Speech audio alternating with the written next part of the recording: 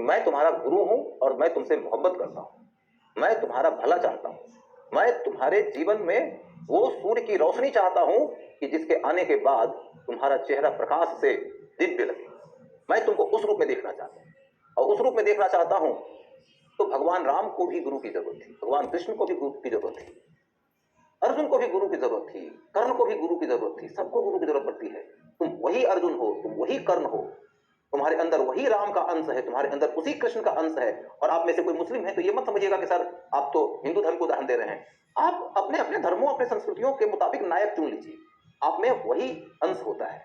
मेरा काम गुरु के रूप में पत्थर के अंदर की मूर्त को निखारना है। तुम वो पत्थर हो जिसमें मूर्ति है, मेरा काम अपनी छेनी से, अपने हथौड़े से तुम पर सही तरीके का प्रहार करना है।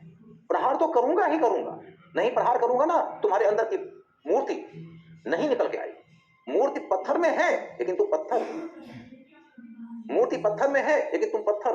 ध्यान रखना, भगवान राम थे कि जिन्होंने अहिल्या रूपी पत्थर के ऊपर पांव रख दिया तो वह नारी बन गई। मैं तो ईश्वर नहीं हूं, मैं तो गुरु हूं। गुरु और ईश्वर में ये अंतर होता है, ईश्वर कृपा करते हैं और गुरु कर्म करते हैं। गुरु जब कर्म करते हैं तो गुरु साधना मांगते हैं, साधना मांगते हैं तो कष्ट भी झेलना पड़ता है, और कष्ट झेलता है आदमी। यदि तुम कष्ट झेलोगे तो मत बन जाएगी। कहते हैं ना कि लोहे के पेड़ हरे होंगे तू गान प्रेम के गाता चल, नम होगी यह मिट्टी जरूर आंसू के कण बरसाता चल। आंसुओं के कण से धरती नम हो जाती है। तो तुम तो असाधारण हो, बस तुम्हारे अंदर के असाधारण तत्व को बाहर निकालकर तुमको उस महात्म से मिलाना चाहता हूं, जिस महात्म के आधार पर तुम अपने से मोहब्बत कर रहे हो। लेकिन उसके लिए जूझने की जो घड़ी है उसे भागना नहीं। यदि जूझने की घड़ी में भाग जाओगे ना तो भागते रह जाओगे, भागते रह जाओगे, जिंदगी की परेशानियां पीछा करेंगी और तुम सिर्फ भागते रह जाओगे। जब जिंदगी की परेशानियां तुम्हारे सामने शेर की तरह तुम पर दहाड़ने लगे तो तुम बब्बर शेर की तरह पलट कर उनके ऊपर हमला करना शुरू कर दो।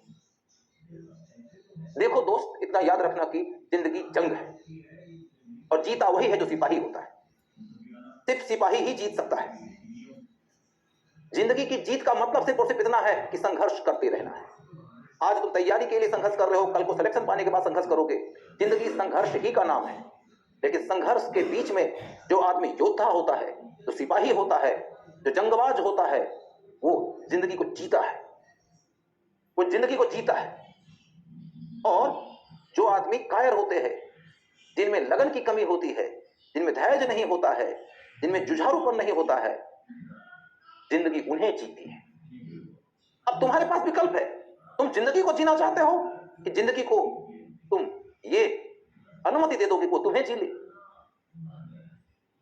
सांसों का लिहाज करना ही जिंदगी जीना नहीं है। सांसें तो आती जाती रहती हैं, वो तो एक बायोलॉजिकल प्रोसेस है जो दिल से और दिमाग से जिया जाता है, उसी को जिंदा दिली कहते हैं। और जिंदा दिली सिर्फ और सिर्फ योद्धाओं में होता है। तुम कुछ भी नहीं हो ना तो योद्धा हो सकते हो। तुम आज तय कर लो, अभी तय कर लो कि मैं अपने शर्तों पर जीवन को जीऊंगा। I am a warrior and I will fight till the and.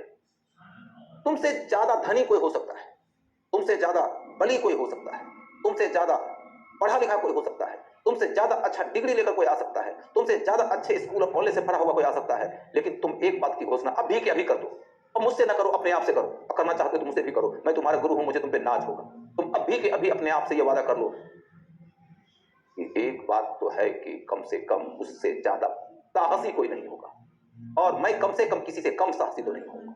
अभी के अभी तुम असाधारण बनने की दिशा में एक कदम बढ़ा लोगे। You make a holy and you make a solemn promise to you कि मैं अपने आप से यह वादा करता हूं, मैं अपने आप से यह वादा करती हूं कि अभी के अभी I am turning my self like a warrior. I am turning my self like a warrior. समझ गए?